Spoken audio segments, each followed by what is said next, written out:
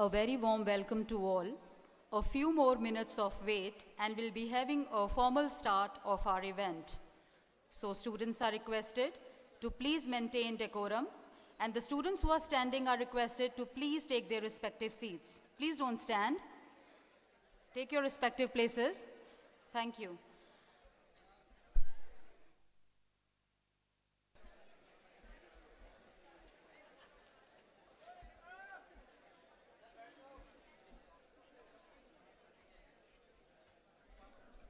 A very warm welcome to all.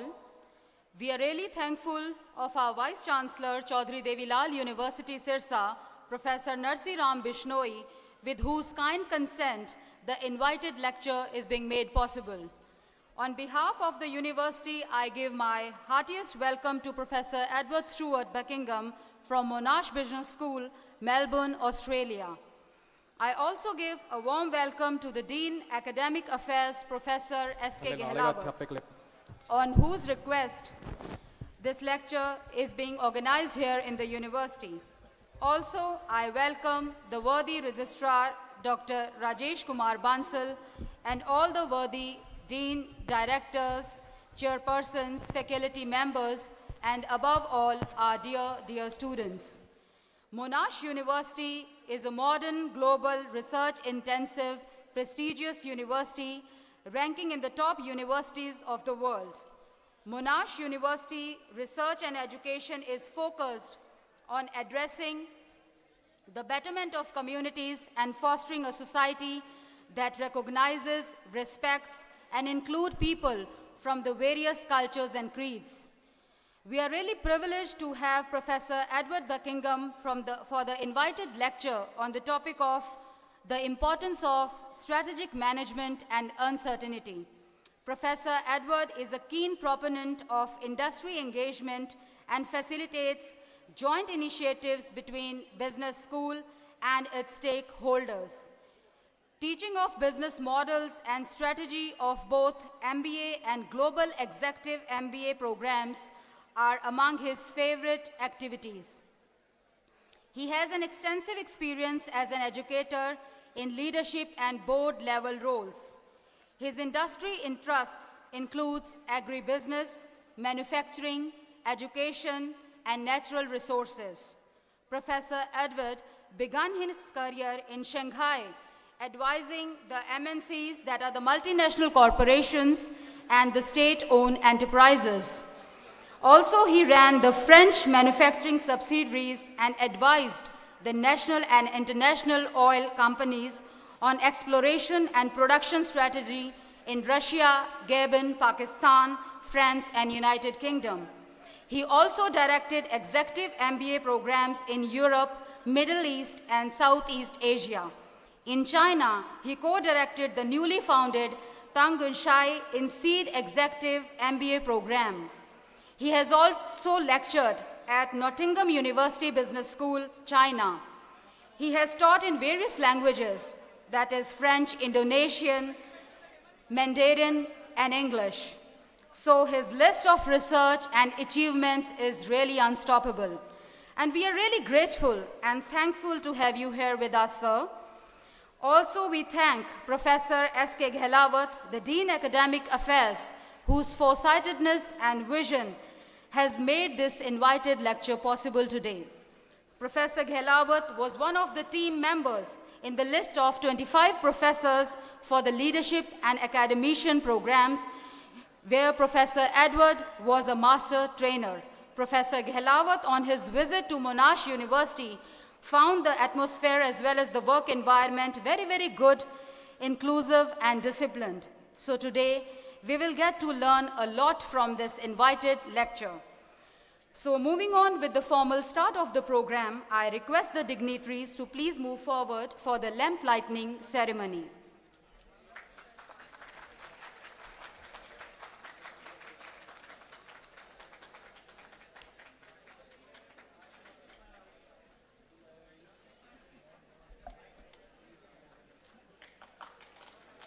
The technical staff is requested to please play the Saraswati Vandana.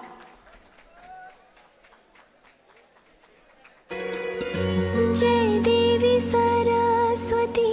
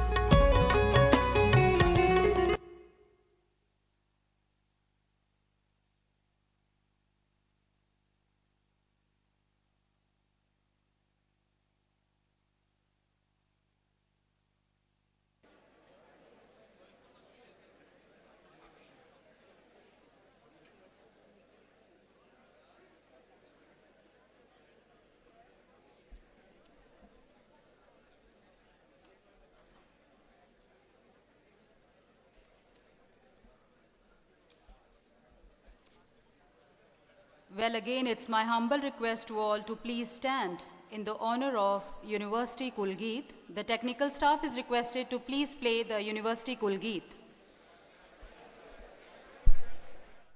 श्रद्धावान लभते ज्ञानम।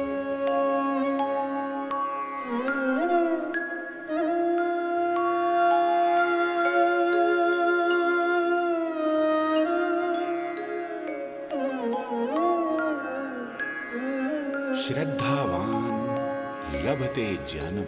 वंदन है यह हमारा, वंदन है यह हमारा, वंदन है हमारा, वंदन है हमारा। इस देव भूमि को, हर भूमि को, हमारी कर्म भूमि को, वंदन है हमारा, वंदन है हमारा। इस ज्ञानालय को चौधरी देवी लाल विश्वविद्यालय को, वंदन है यह हमारा, वंदन है यह हमारा, वंदन है यह हमारा। सरस्वती की इस नगरी में ज्ञान की बहती निर्मल धारा, भक्ति ज्ञान और तर्क प्रजा से अलंकृत वो हर कर्म हमारा। आओ समग्र विकास करें, मानव का कल्याण करें, अभिनव सृजन से कर अभिनंदन, निज बौद्धिक विस्तार करें। आओ नव निर्माण करें, भारत की जय गान करें। यह हमारा, वंदन है यह हमारा, वंदन है यह हमारा, वंदन है यह हमारा। साहस संयम स्वाभिमान भर, सत्य को बना अपना सहारा। अजानता बात मेरे हर, परिवर्तन हो अब लक्ष्य हमारा। आओ अपनी पहचान बने, श्रेष्ठ भारत निर्माण करें, वंचित पिछड़ों को कर शिक्षित, आओ राष्ट्र उत्थान करें। आओ नव निर्माण करें, भारत की जय गान करें।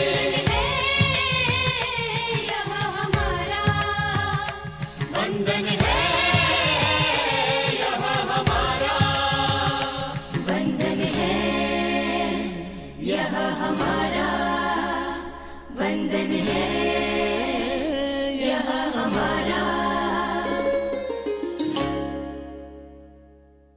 Please be seated.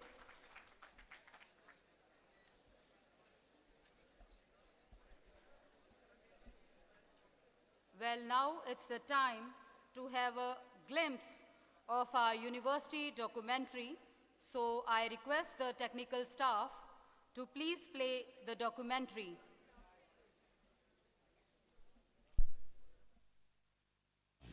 This building has departments like English, Hindi, Punjabi, Sanskrit, journalism, political science, psychology, library science, history, public administration, economics, geography. The University Center for Competitive Exams is also operated from this building for the preparation of students for various types of competitive examinations. With the aim of knowing and understanding the rural environment, the University Center for Rural Studies has been established, which operates from this building. C.V. Raman Bhavan. Named after the famous scientist C.V. Raman, this building houses departments related to science like biotechnology, botany, zoology, energy and environmental science, food and science, microbiology and pharmacy. Dr. APJ Abdul Kalam Bhavan. This building, which is named after scientist and former President of India, Dr. APJ Abdul Kalam, also houses the Department of Business Administration and the University School of Graduate Studies. Along with this, NSS, NCC, YRC and University Center for Outreach Program and Extension are also housed in this building, under which workshops are organized for the upliftment of students and employees. Research and Development Cell is also established in this building for the all-round development of students and teachers. Dr. B.R. Ambedkar Bhavan. Dr. B.R. Ambedkar, the President of the Constituent Assembly of India and the first Law and Justice Minister of Independent India. There is a law department in this building established in the name of Ambedkar ji. Teaching building number 5. In this newly constructed educational building, departments like computer science, mathematics, chemistry and physics etc. are run. Lal Bahadur Shastri Administrative Building, dedicated to the former Prime Minister of the country, Shri Lal Bahadur Shastri. All the offices related to administrative work are established in this building, which mainly includes the Examination Branch, Establishment Branch, Accounts Branch, General Branch, Registrar's Office, Vice Chancellor's Office, etc. Along with this, the Education Department is also run in this building and the internal quality Of the university, now I would like to call upon stage Dr. Rajesh Kumar Bansal, our worthy registrar, for the formal welcome address. I welcome you, sir.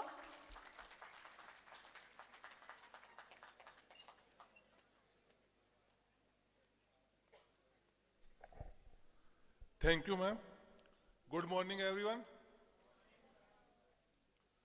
Our today's guest and keynote speaker, Professor Edward Stuart, Buckingham. Our Dean Academic Affairs, Professor S.K. Gehlawat.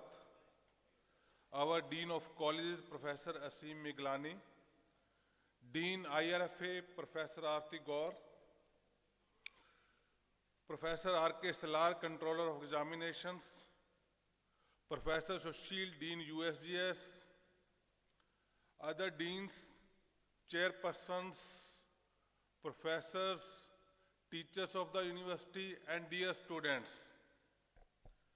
It's a matter of great privilege and proud for us that Professor Edward has accepted our invitation, and kudos to the effort of Professor S.K. Gehlawat, who has taken initiative to call the personality like Professor Edward to this university.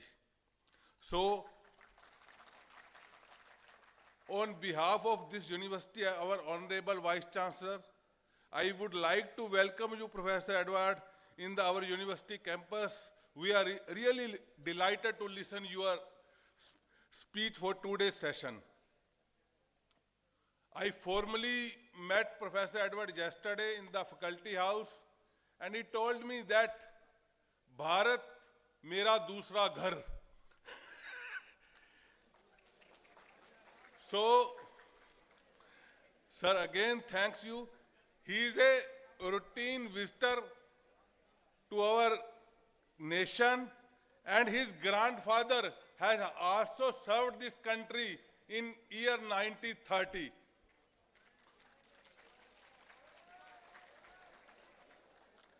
And he is a regular speaker at various IITs like IIT Mumbai, IIT Kharagpur, and other prestigious institutions, not only in India, but worldwide also, like China, Singapore, Indonesia, and other countries.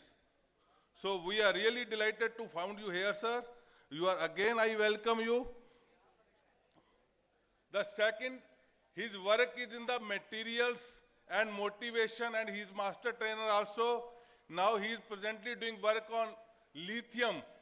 And we all know what is the importance of lithium in today's life.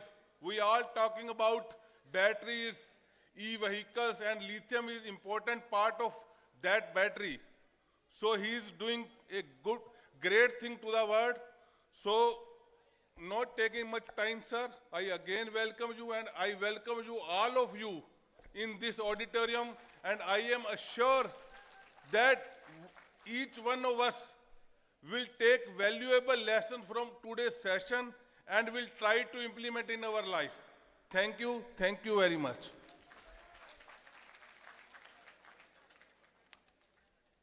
Thank you so very much, sir.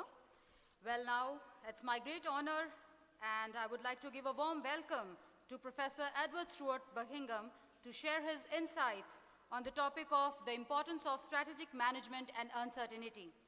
So please give a big round of applause for the professor. Sir, we welcome you.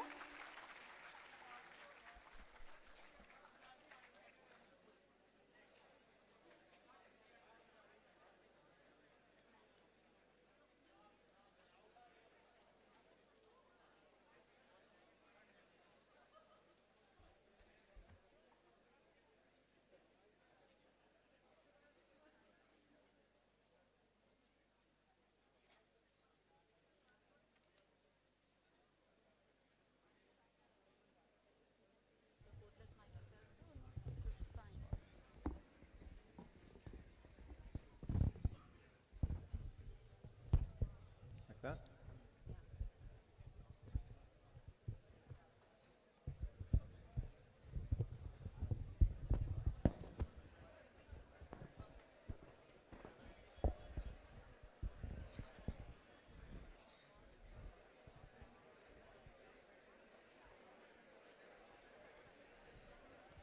Thank you. Thank you very much.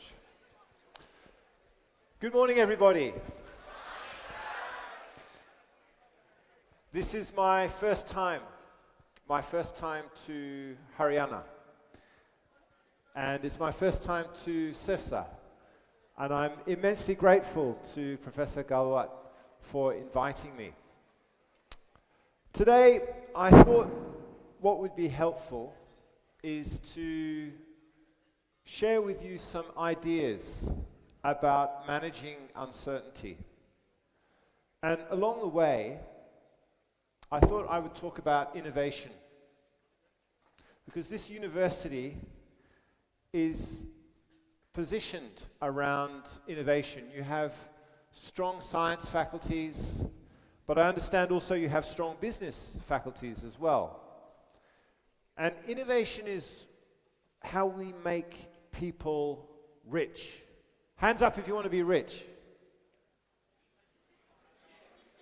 Ah, okay. Everybody wants to be rich. Okay, here's a question for you.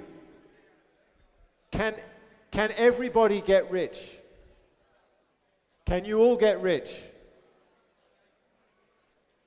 Is it something you can do together? I think you can. I think you can.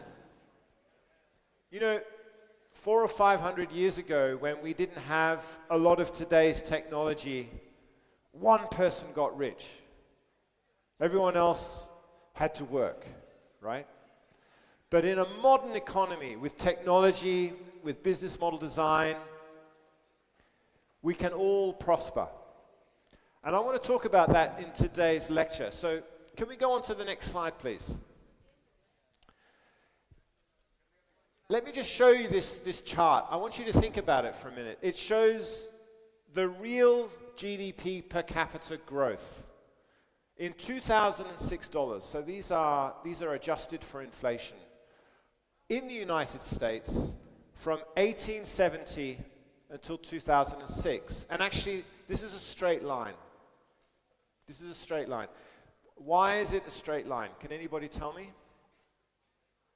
Can anybody tell me? Usually if there are engineers in the room, they look at it and they say, that is a log linear scale.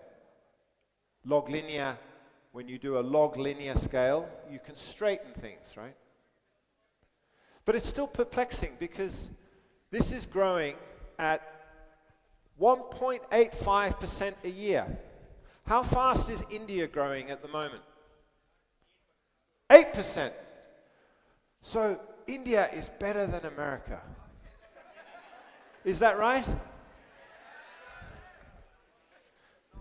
What about China? So China at the moment is growing at about 5%, but over the last 40 years it was growing at 10%, right? So why is arguably the most powerful country in the world? We forget about Donald Trump for a moment.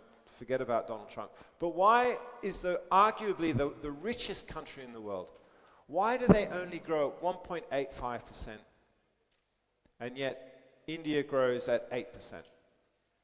Why is that? So we need to understand why there's a difference. And also, while we're at it, why is there a bump? What is that? Why did it go down and then come back up again? What happened here? What happened at this point? 1930? What happened in 1930? What happened? We had the Great Depression, right? Everybody became poor for about 10 years. And then we had, what happened after the Great Depression? We had World War II, right? And the economy boomed again. So it does vary. It does vary. Now, the thing to remember is that while the United States was growing at this time, China was going down. It was going down. So when it catches up, when the growth starts to really grow from about 1980, it's coming off a very low base. It's coming off a very low base. So that's why, one of the reasons why, the American growth rate has been long and constant with a couple of interruptions. But in the case of China, it went down. It went right down. They had civil war, they had the Great Leap Forward, they had Chairman Mao. They had a lot of trouble. And then we had a leader called Deng Xiaoping who came in the late 1970s. And he changed the way that China operated. And that led to rapid growth. Should we go to the next slide, please? Oh, before we do, one way of explaining this, keep going. Does anybody know who this is? Keep going. One more. Who's that? Who's that man? Can anybody tell me who he is? Can you guess? He's dead. He's dead. But he's very influential. Can you guess who he might be? Sorry? Adam Smith. Who said that? Very good. 10 out of 10. So this is Adam Smith. Now he founded modern economics, right? But actually we've been studying economics for a long time. In India, you also have people who studied economics. You had the Arthashastra, is that right? Arthashastra. So people have been writing about economics for a long time. But he was very influential. So we'll go to the next slide, and we're going to ask ourselves, where does growth come from? How do we grow as a country? How do we become prosperous as a country? And if we click, one click, click. Hey guys, there we go. Growth. We're going to get 3 drivers of growth. One more click, please. The first growth driver is population, right? So if you have bigger families, you get more demand, okay? What's the next driver? One more click. Specialization. So if you get very, very good at doing one thing, maybe biotech, maybe physics, or an engineering discipline, if you get very, very good at it, you become more proficient. And as a result, what happens is that the productivity goes up. And then finally, we have investment. Beautiful. So we're looking at the root causes of growth, and we're using Adam Smith as an inspiration. Those are the 3. So population, big population, then the economy grows. Specialization, people become more productive. And then investment. Investment is important because it helps us manage risk, okay? So, right, so with the population, how do you grow the population? Can anyone tell me? How do you grow a population? You take a young man and a young woman and you give them a house and you give them food and you give them water and hopefully they're married and then a year or two later you have a small baby, right? Right? Yeah, clap, I agree. Clap, everyone should clap. Right? Now, there was a lady over there who clapped first. I won't point her out, but let me just say that when you get the small baby, that is just the beginning of the work. Making the baby is easy, but when you get the baby, you have to educate it, right?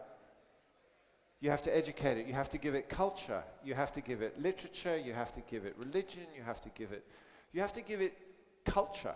You have to give it institutions. So India is very good at natural growth. Very good. 10 out of 10. You have big population. Population is growing. Yes, I agree. Very good. Very good. Your challenge is how to make the next generation better than the last generation. So the quality of human capital has a big impact on how wealthy the country is. If you have a big population but no education, it's not so good. But if you have a population where you have lots of highly educated people, then life is good. Now, in Australia, we are not very good at making babies. It's true. Most Western countries, Japan, China, Korea, they're not good at making babies. You need 2.1 children for every woman in order to maintain the economy. At the moment in Korea, it is 0.7. In China, it is about 1.2. In continental Europe, it is below 2. So what do? Well, what you do is you steal young, educated people from other countries. We call this immigration. Immigration. Now, one of the things I've noticed as I've driven around Sirsa is that you have lots of immigration agents. Everybody wants to go to Canada. I don't understand why you would go to Canada. You think today is cold? In Canada, it is freezing today. Absolutely freezing, right? Or they go to Australia, where it's very hot. Or in England, where it's just sad at the moment. So we have these two drivers. We have natural growth and we have immigration. If we go on to the next click, okay, two clicks. Specialization. So we need someone to give me a click here and a click here. Abracadabra. There we go.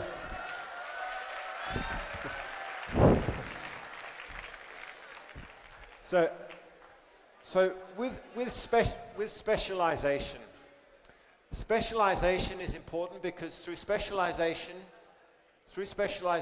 and you are specializing at university, the university is specializing you into physicists, into biotechnicians, into managers, and so on. Through specialization, you get better at what you do. You practice. It's like playing the sitar. When you first start playing the sitar, you're not very good. But you practice and you practice and you practice, and then you become really good. You become highly productive. So in specialization, there are basically two pathways. The first pathway is you take a human being and you train them. You train them. And they get better and better at what they do. Because they get better at managing risk. The productivity rises.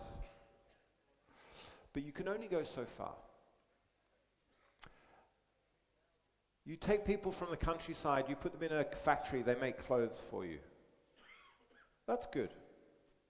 But when it gets really interesting is when you give them a machine. If you give them a machine, this is why engineering is so important. If you give them a machine, then the productivity explodes. So many of you are perhaps, you know what village life is like, right? So in the old days, when you wanted to do your irrigation, you took your faura, and you dug, right? And as a result, you had really big muscles, right?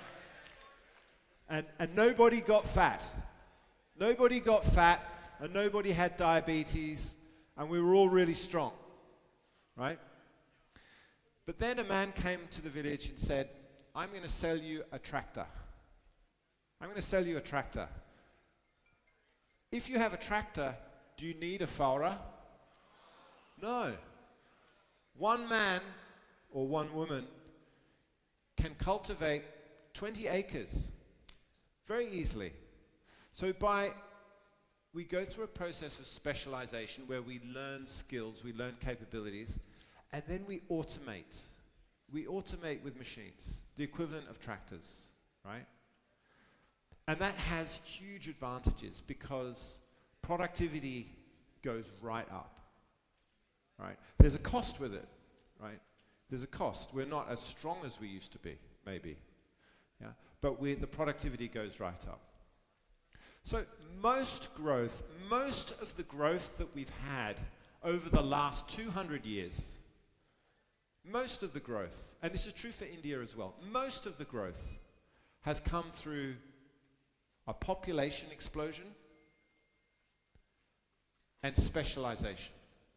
Those two things together. Now, India is interesting because as a society, you already had very high levels of specialization before the Industrial Revolution. But when the Industrial Revolution came to India, it caused a lot of turmoil, caused a lot of chaos. But also what it enabled you to do is to grow the population. Same thing happened in China. Same thing happened in China. Same thing happened in the United States. Same thing happened in Europe.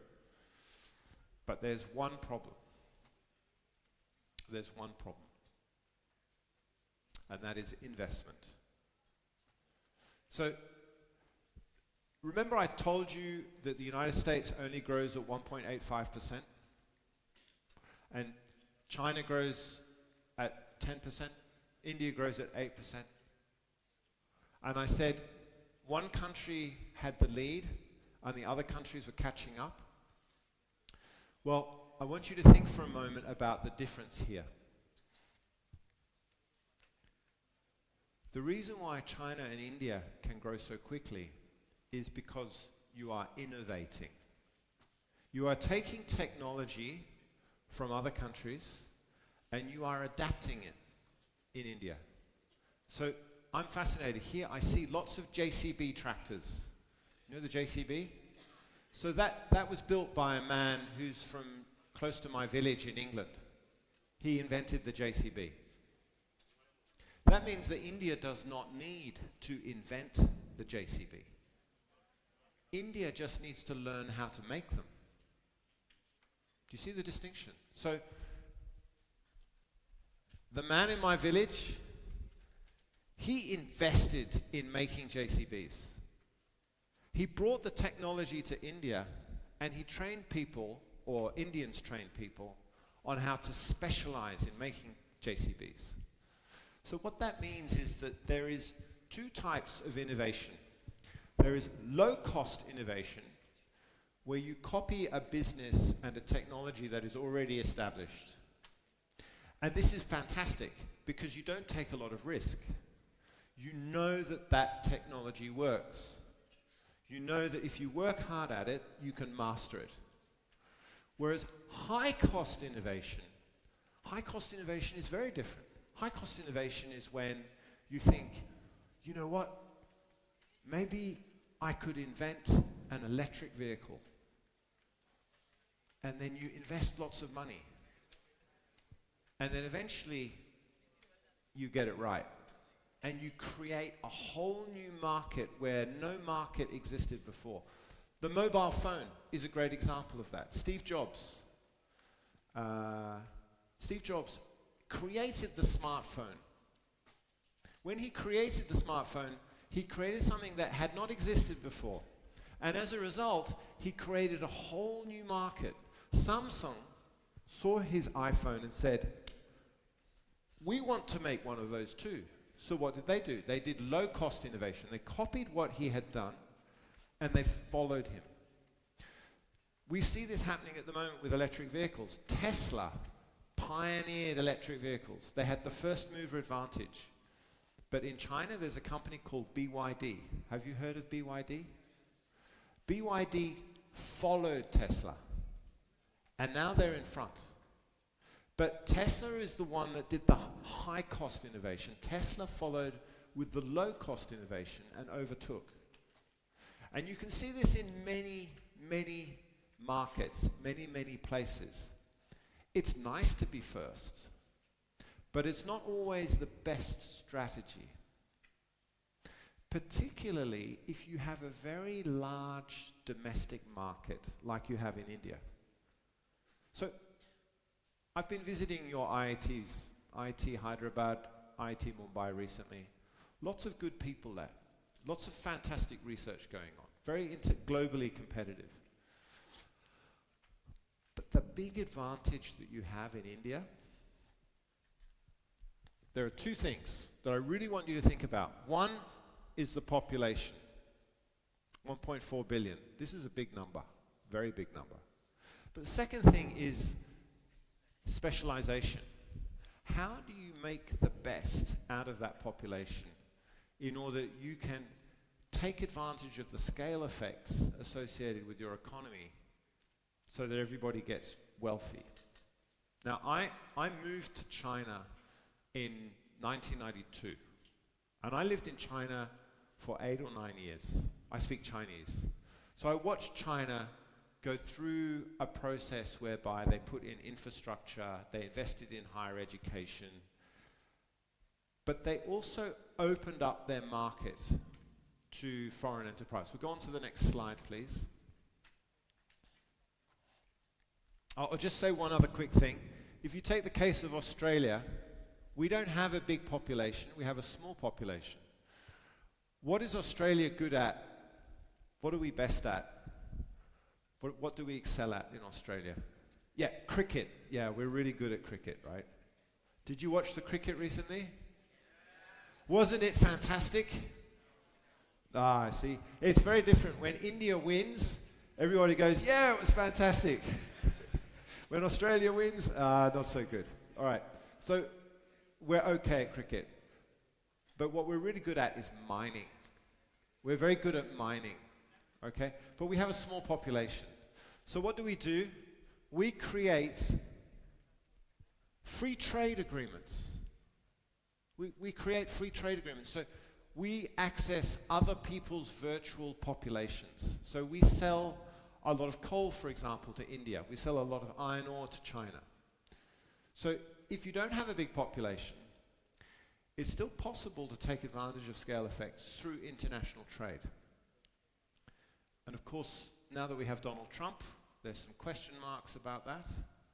But India has a big population, so you're probably okay. We'll keep going. We'll keep going. What about this? What is that? It's the Mahabharata, right? So, and this is the Bhagavad Gita, is that correct? Now, I don't know a lot about this. I'm still studying it, so you have to excuse me if I get things wrong. But what I find amazing, what I find interesting about this is this whole question of strategic thinking. Arjuna has the power to do something, but he's not sure what to do. He gets confused. He gets puzzled. And then, am I right? Is that correct? And then Krishna advises him. Now, if you go back, I think you've gone too far forward by one slide. Okay, go forward. No, keep going forward. No, other way. Other way, other way, other way. I think we've just gone a little bit further. Keep going. Here we go. This is what I wanted to show you. I want to give you a framework to think about uncertainty, because as I said earlier, we know how to make a population, right? It's pretty easy. And we know how to bring people up, okay? We know how to specialize. But the problem is investment. Because when you're investing, you're taking resources, like Arjuna is taking his resources, he's making a decision. He's making a decision. He's taking a gamble. It's a well-reasoned gamble.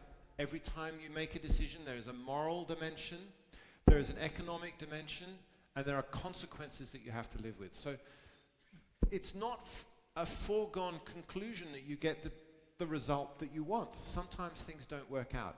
You think about a farmer. They plant a crop. Will it rain? Maybe. Maybe not.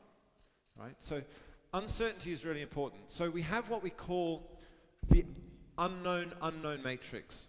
So down here we have what we call the known knowns. So these are the things that you do habitually. You don't need to think about it. This morning, you got out of bed, you brushed your teeth, you had a shower, you had a bath, put your clothes on. At least I hope you did. I hope you did, right? Right? Can you remember doing it? Do you remember getting dressed this morning? I can't remember getting dressed this morning because I do it every day. Or you drive to work. Can you remember driving to work? No. Because you do it every day. It's one of those things that becomes so natural that you don't even think about it. Now we also have what we call the unknown knowns. The unknown knowns are a special category because this is where things happen because you assume they happen. So for example, my wife, Mary Devi, is that right? I assume that she is at home looking after our children today and going to work. She works. She has a good job. Right? I make that assumption. I assume that my colleagues at the university are working and they're doing good work. Am I managing them? Am I telling them what to do? No. And this is the reason why we can specialize. This is one of the reasons why we can specialize.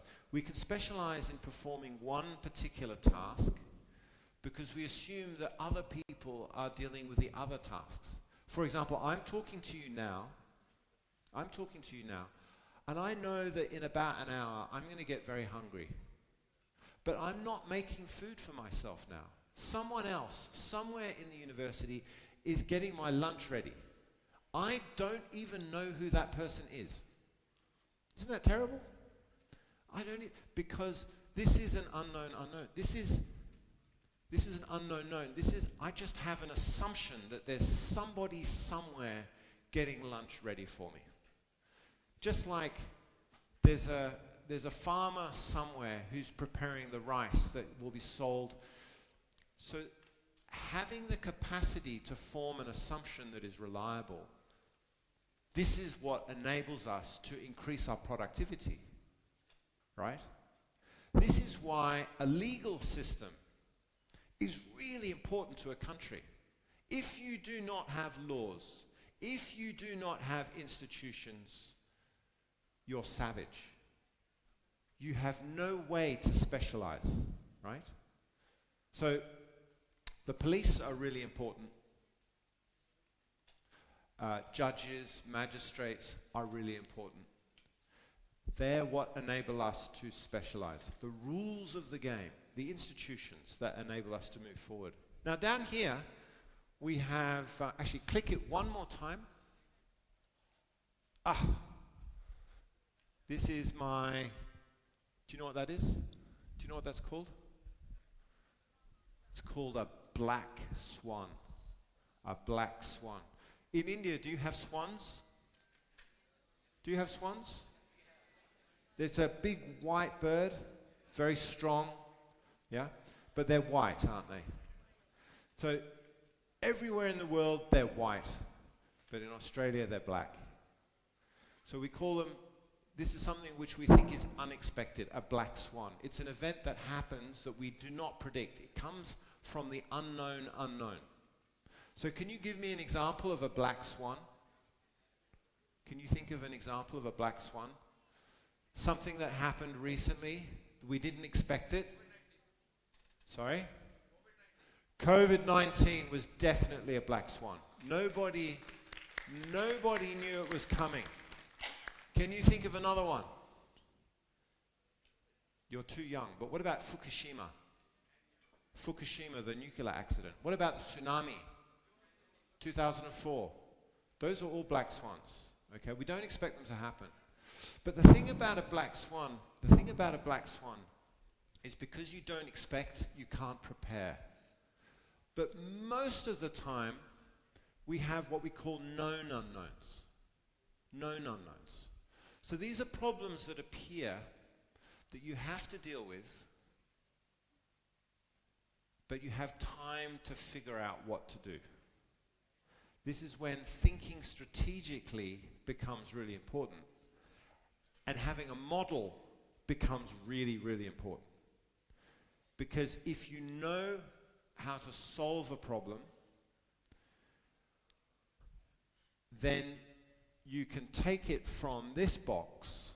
You can take something that is a problem in this box, and if you can solve it, if you can find a solution, then you can create a business model. You can come up with a technology that can then be specialized and then scaled. And that's innovation. Innovation is taking a problem from down here.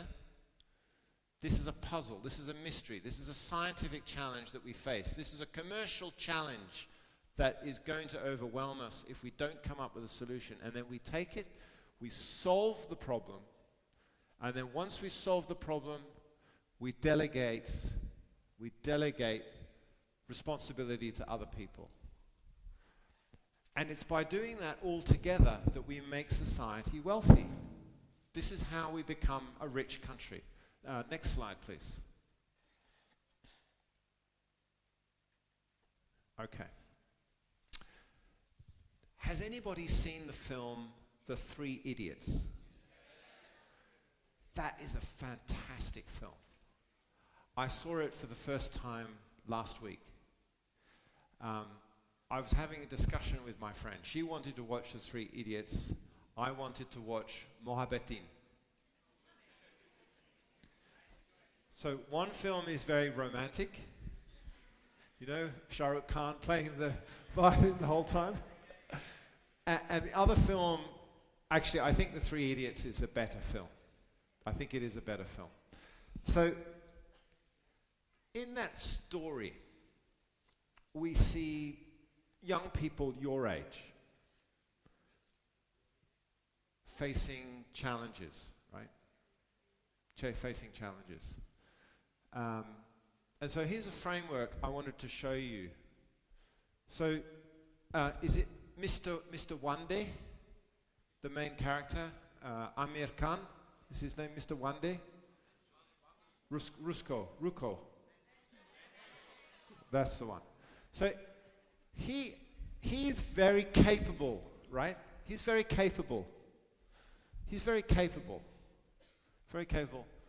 The challenges at his university are very low.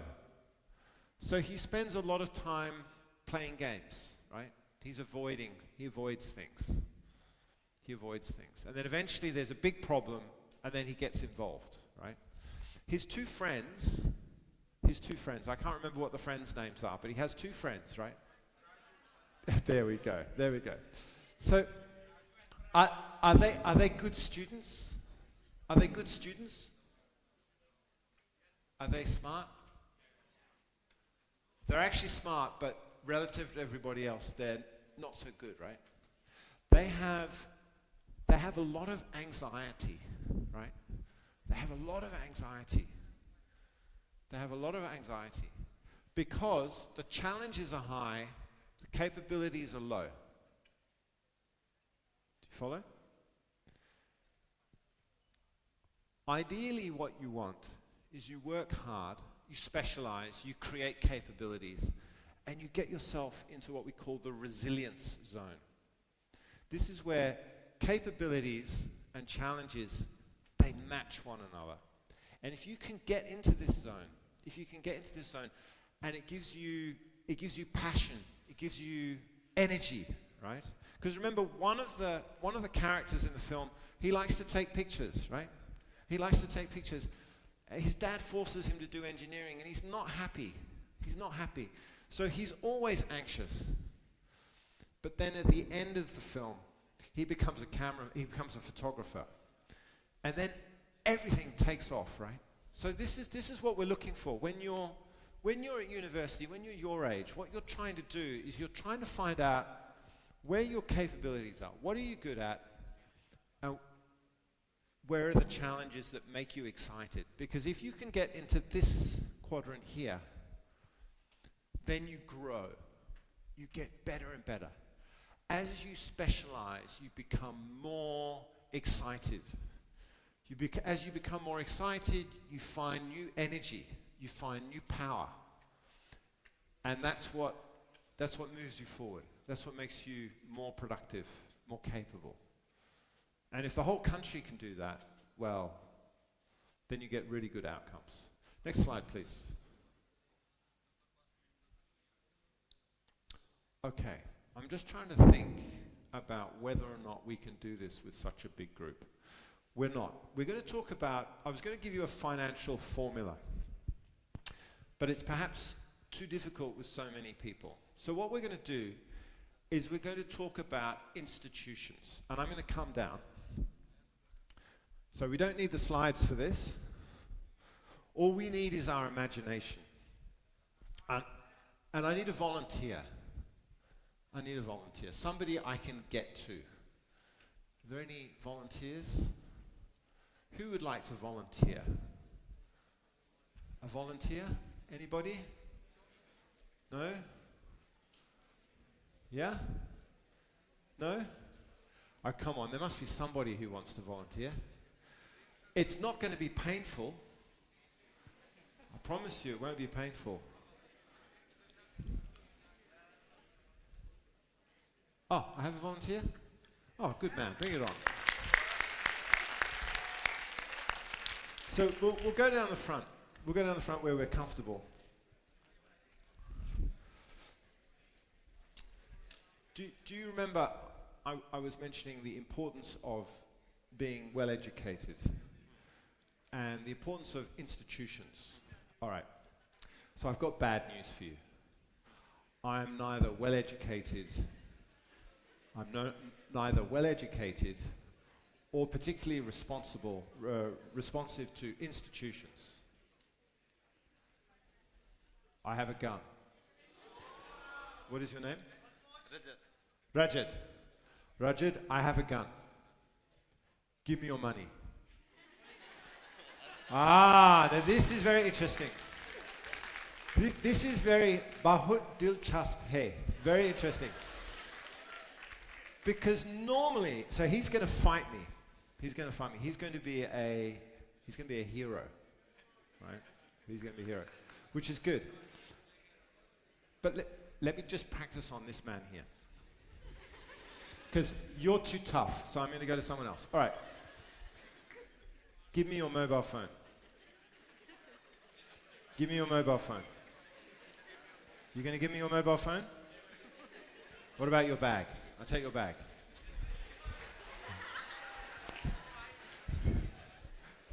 Hey Rajit, I got some money. We can go on holiday now, can't we?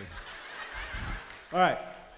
So, these are transactions. In the first transaction, who is the winner? Rajit thinks he's the winner. What about in the second transaction? Who is the winner? Sorry, what is your good name? Anshi. Anshi. So, did I say that right? Did I say your name correctly? Ansh. Okay. So, who is the winner in this transaction? I'm the winner. Who's the loser? Really? Is he really the loser? I don't agree. I don't agree.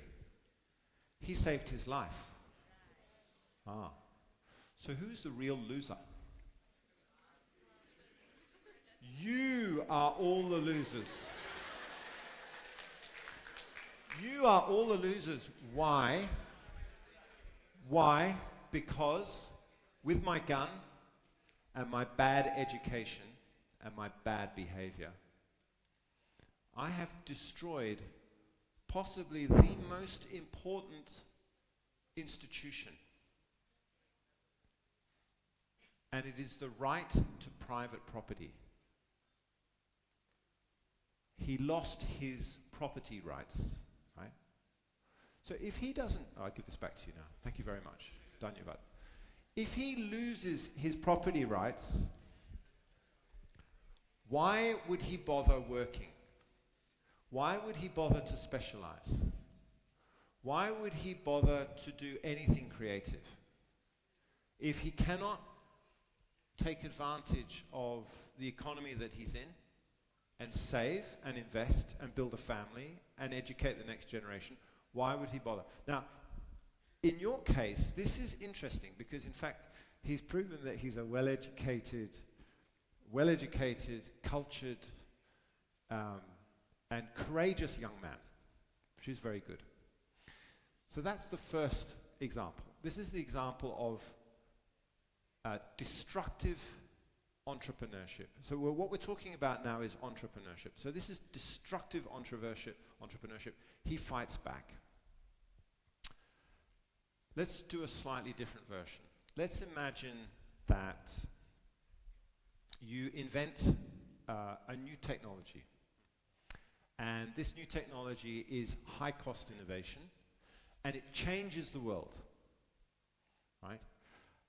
This is a fantastic outcome for him, but also importantly, by coming up with that new technology, he creates new institutions, a new set of rules for running the economy, which is a really good outcome. So congratulations. But entrepreneurship can be destructive, or it can be creative, but in the middle, we have a different type of entrepreneurship. We call it rent-seeking. Rent-seeking. And this is where identity becomes really important. So we're going to imagine for a moment that you are, how old are you? Yeah. How old are you? I will invest. No, how old are you? 21. 21. Oh, I would like to be 21 again. 21, it's a good age. Yeah, so much to look forward to. All right, let's imagine that he is very rich. He's very rich. His grandfather gave him lots of houses in Delhi. He owns a bunch, 5 houses, right? Is that good? Yeah. All right. He has a Ferrari. It's bright green. He even owns a cricket team. He's rich. He drinks coffee. He wears nice clothes. Is this a good outcome for society? No, she's shaking her head. No. Why is it bad? It's a good answer. Why is it bad? Why is it bad that a 21-year-old man owns 5 houses in Delhi, a cricket team, and a Ferrari? Why is that a bad outcome? Why? I'll tell you why. It's because young people should be poor. Very controversial here. But young people should not have a lot of money. I tell my children that all the time. To keep them quiet. You should not have a lot of money. Why should you not have a lot of money? Because young people have youth. You have energy.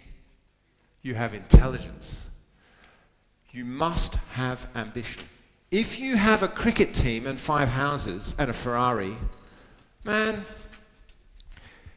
you just wait for the world, right? You don't have to do anything. You just take it easy. That is not good. Young people should be getting up in the morning, they should go for a run, they should be working hard, they should be trying to save enough money to buy their first house. This is really, really important. If young people are not hungry, then society becomes extremely passive. Extremely passive. All right, let's change it. You've still got the 5 houses. You've still got the Ferrari. You've still got the cricket team that's won all the major tournaments. But now you are 91.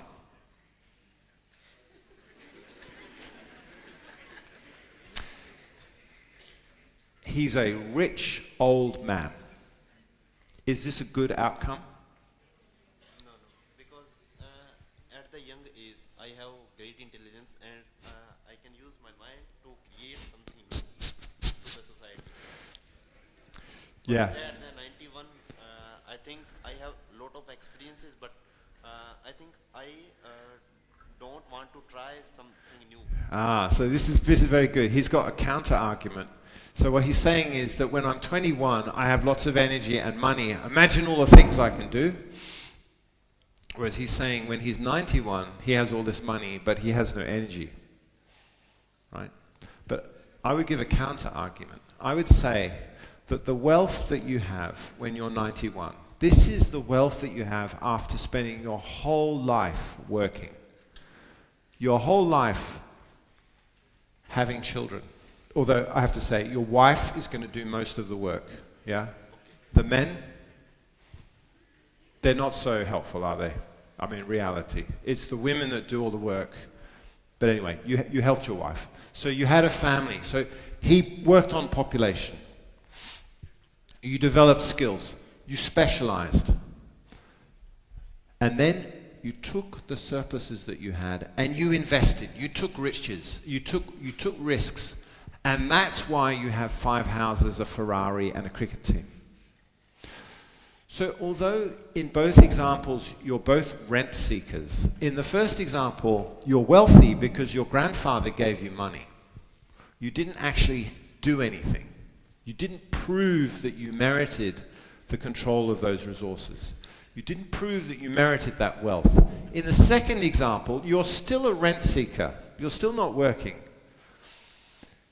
But the rent seeking that you're doing is a function of the hard work that you've done, the specialization, the family, and the investment. And so this is the thing. In all societies, there is always a little bit of monopoly economics. The government has a monopoly on your taxes, right? The government has a monopoly to tax you. This is a good thing. You should pay your taxes. Paying your taxes is really, really important. The government is a rent seeker, but the government is your government. Businesses will do some rent seeking, but they should be controlled. And the difficulty is, how do you create the right institutional environment so that people engage in productive entrepreneurship, not destructive entrepreneurship? That the government can tax, take that wealth, and then reinvest it in society. These are the questions that you need to figure out for yourselves. And on that note, I thank you very much. Firmilingi. Right, we're going to stop here and maybe open it up to questions.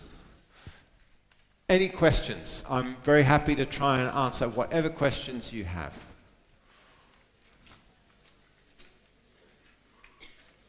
Don't be shy.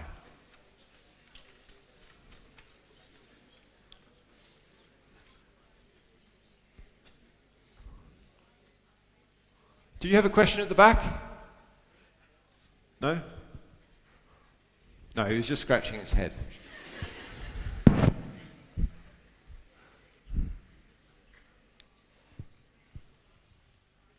Oh, you have a question. Brilliant. Okay, bring it on. First question. How Australian economy is different from Indian economy? How is which economy? Australian economy. Australian economy. Okay. So, very good question. So, first thing, population in Australia is much smaller. Second thing, is historically, India is geologically much richer. So we are in Haryana. The next state over is Punjab. 5 rivers. 5 rivers. In Australia, we only have 1. And Australia is bigger than India. We have 1 river that is very salty. So agriculturally, India is vastly more productive than Australia has ever been. We are a very old continent. So that's a big difference. Smaller population means that in order for us to survive, we need to trade internationally. India historically has had an economy that has been relatively closed. Relatively closed. I would say from 1930 until now, India's economy has been relatively closed. The Australian economy, they tried to keep it closed for a long time. And then in the 1980s, they realized, or actually even earlier, the 1970s, they realized that we're too small. If we don't open up, then we will not be able to sell our minerals at a big scale. And if we can't sell our minerals at a big scale, we will not get the economies of scale that we need. So Australia has a small, open economy. It has a highly educated workforce. But it really only does a couple of things. It does mining. We do education. Both of those we do very well. We do agriculture. And we export because our population is small. But our agricultural sector is still actually very small compared to India. Still very small. So those are a couple of differences. Australia, like India, is multicultural, but we are an immigrant country. So people come from all over the world. The Indian economy, and I think this is a big thing, right? Because when we start talking about immigration, we're talking about human capital. So, for example, on my street in Melbourne, there are people from India, China, Malaysia, Europe, America, everywhere. India is very closed when it comes to immigration. In fact, even for me to get a visa to come here this time, it cost me $700. Right? $700. It's very difficult to get a visa to come to India. You didn't ask about China, but I should explain. When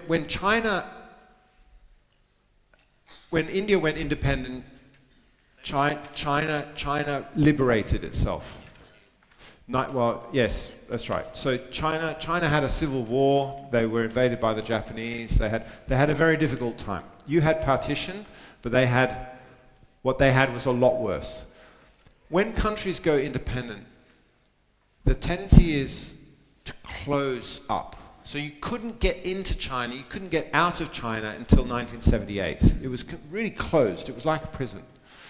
And then they had a leader called Deng Xiaoping, and he said something very interesting. He said to all the politicians, he said, it's stuffy in here. There's no air.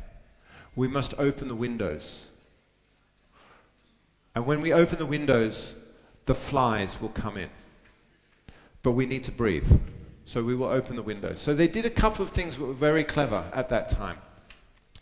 They created special economic zones. So India is starting to do that in Gujarat, special economic zones. But they also did something else that was quite innovative. They said, we're going to buy factories from other countries, from Germany, from Japan. And they brought the factories in, and they had all the hardware. But the economic results were not good.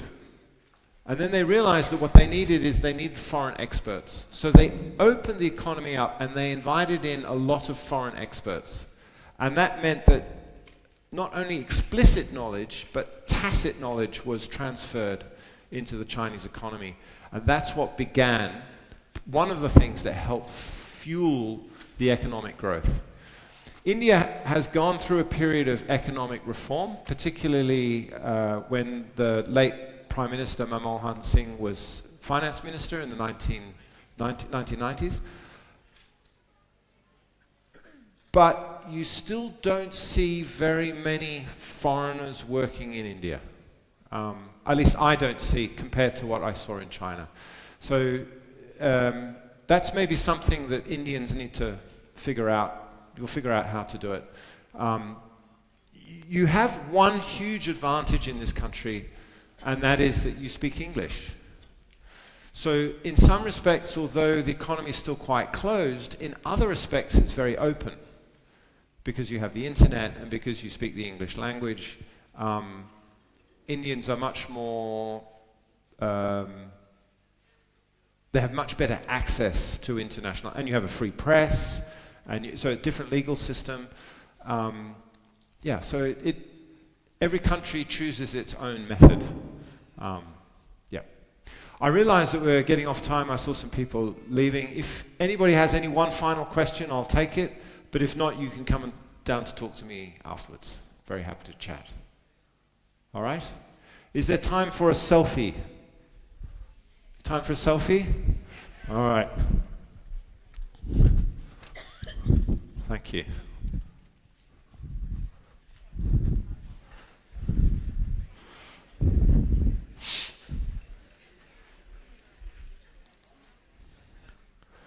All right, ready everybody? Do whatever sign you think is appropriate. And I'll do one like that. There we go. Excellent. Thank you very much.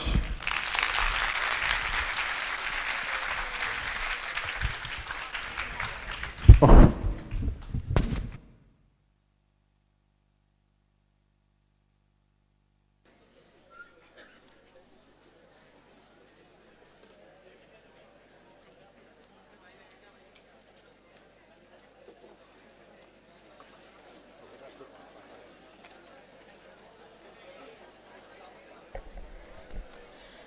Thank you so very much, sir. With much ease and in a very entertaining manner, you made us all binded to the topic of strategic management and uncertainty. We all had really learned a lot from you, sir. And also how very well you told us about how we can enhance our capabilities and face our challenges and overcome the anxiety and be very, very productive. So thank you so very much, sir. Well, now I would like to call upon the Dean Academic Affairs, Professor S.K. Ghelawat, for his presidential address. I welcome you, sir, on the stage.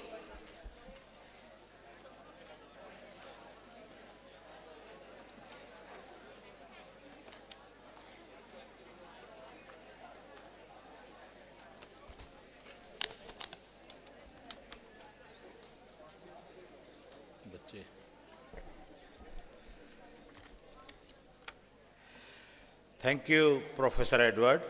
Thank you. Really, we are obliged. You have accepted our request and you have delivered a very nice lecture in this auditorium. We are really, really obliged. Thank you. Dear students, as you know, Monash University is ranked at 37th in QS ranking in the world. And he is a part of that. He is a professor in that university.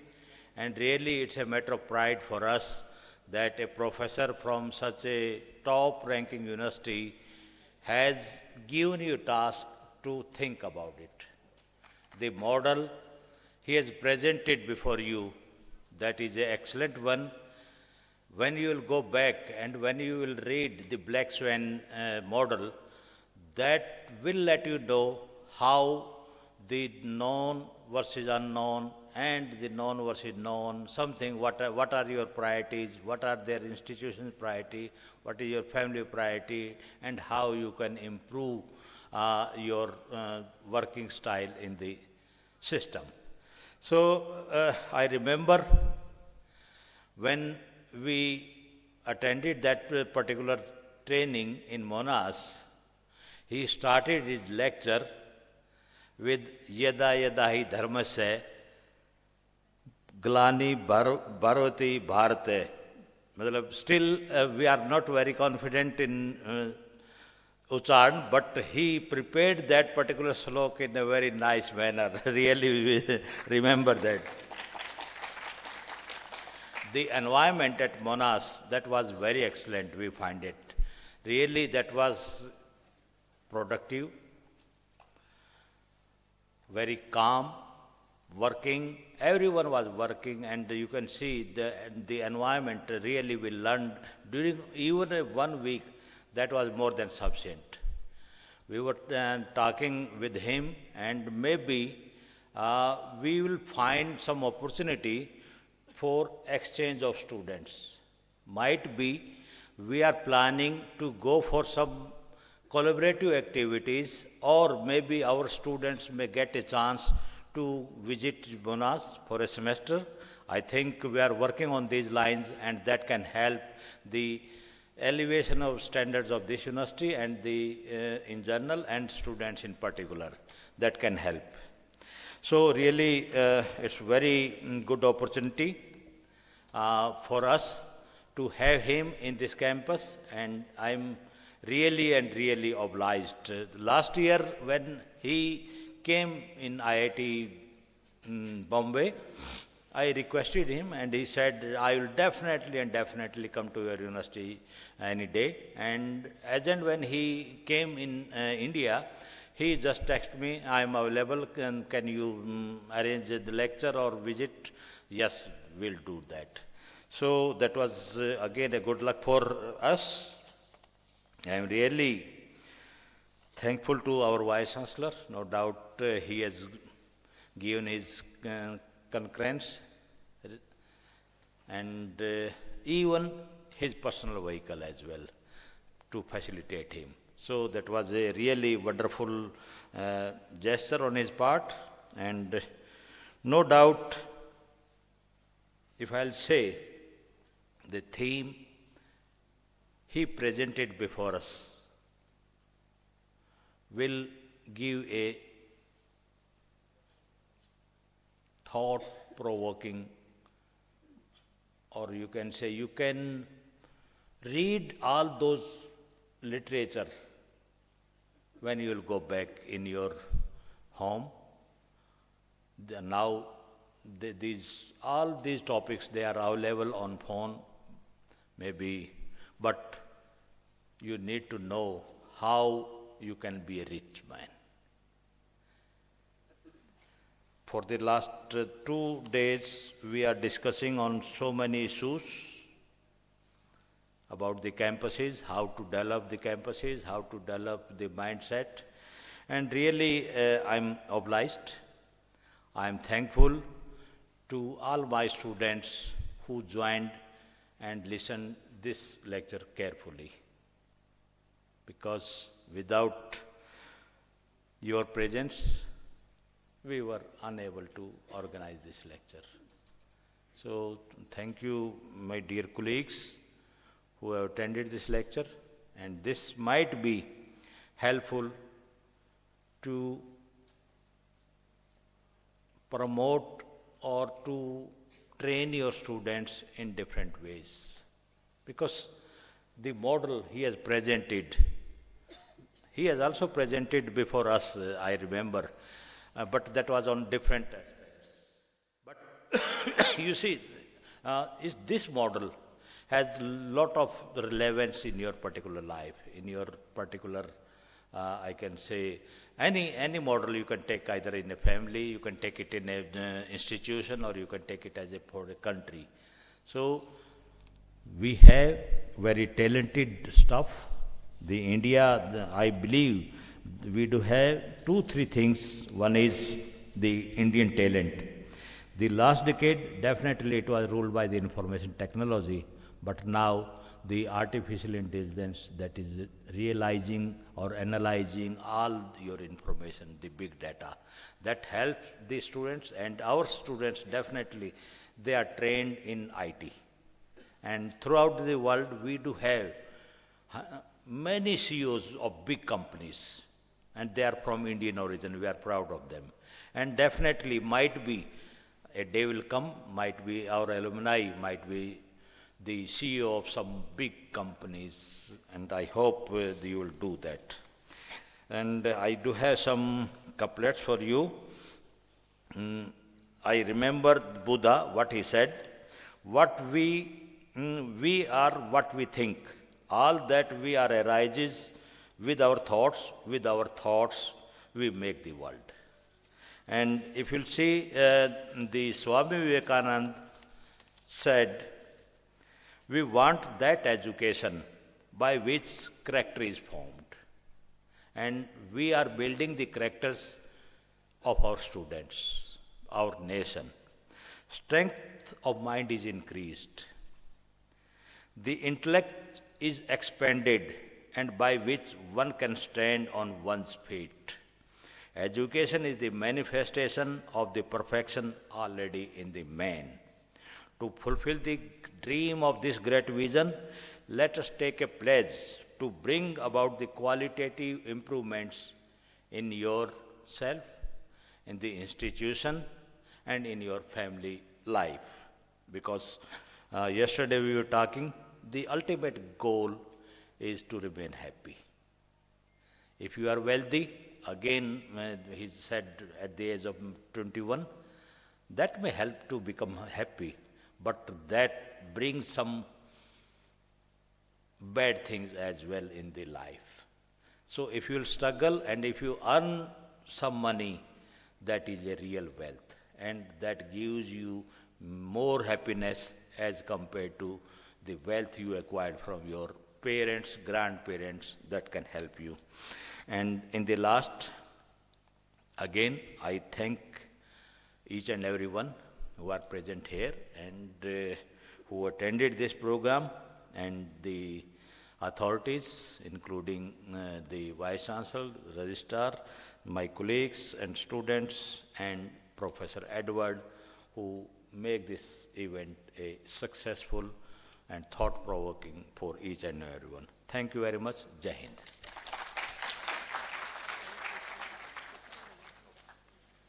Thank you so very much, sir. Well, now it's the time for the felicitation ceremony, and I would like to call upon stage Professor Edward Stuart, who is here with us long way from Melbourne, and also I would like to call upon stage Professor Salar, Professor Aarti Gaur, to please be on the stage to honor Professor Sushil from USGS. I request you to please be on the stage to honor our esteemed guest.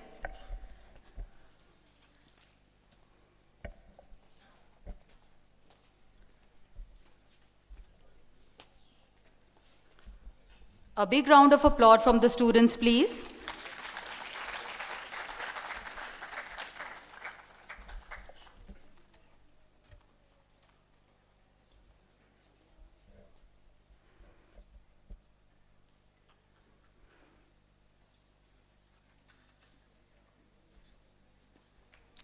So this is a small token from the university. We welcome you to our campus.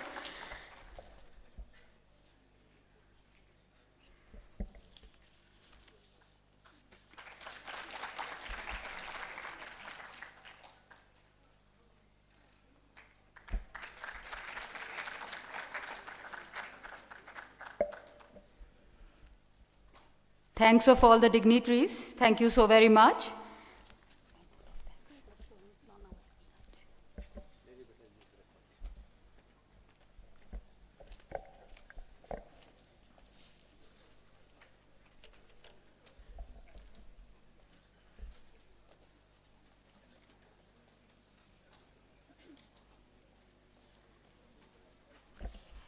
Well, after the felicitation, now I would like to invite upon stage Professor Aarti Gaur, Dean International Relations and Foreign Affairs. Ma'am, please be on the stage for the vote of thanks.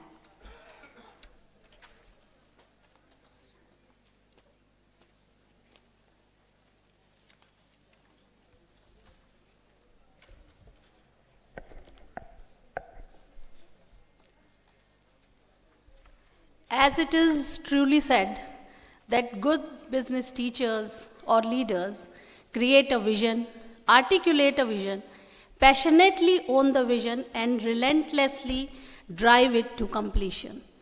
It is very truly said in today's program.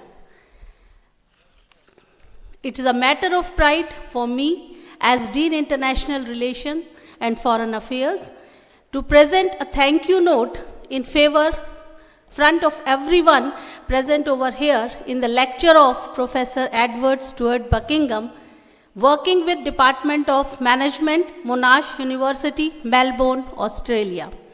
I am really thankful to you, Professor, that you have presented a great picture correlating the importance of strategic management. I am also a professor of management and business administration, and for me, your ideas, your values, your concepts proves to be really significant.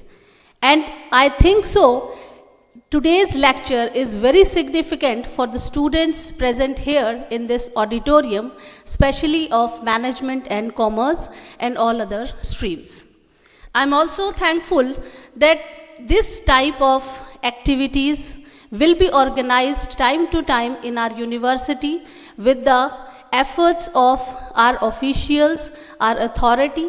I also want to thank the organizer of this program, Professor S.K. Ghelawat, Dean Academic Affairs, for his constant effort, and he has been helpful in organizing such kind of activities for the universities, for the faculty members, and for the university as a whole. I also want to thank our worthy registrar, who is not here right now. He has left for some official work. He has been a constant support for all of us. He has been guiding us throughout time. And I also want to thank you, our newly appointed Dean of Colleges and Controller of Exam. I also want to congratulate him from this platform. And I want to thank all the students, all the researchers, all the professors, faculty members who have joined us, who have spared time from their schedule and joined us in this program. I thank all the non-teaching staff members. I thank all the media persons and all the persons who have given their support and cooperation for organizing this program and making this program a grand success. Again, I want to thank once again to you all that you have come here for this program and listen to Sir very carefully, who has given us, who has motivated us, who has guided us through his ideas and values. Thank you all.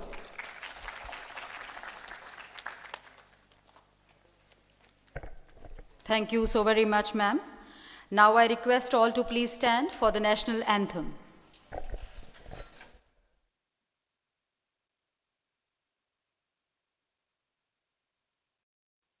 जनगण मन अधिनायक जय हे भारत भाग्य विधाता पंजाब सिंध गुजरात मराठा द्राविड उत्कल बंगा विंध्य हिमाचल यमुना गंगा उच्चल जलधि तरंगा तव शुभ नामे जागे तव शुभ आशीष मांगे गाहे तव जय गाथा जनगण मंगलदायक जय हे भारत भाग्य विधाता जय हे जय हे जय हे जय जय जय जय हे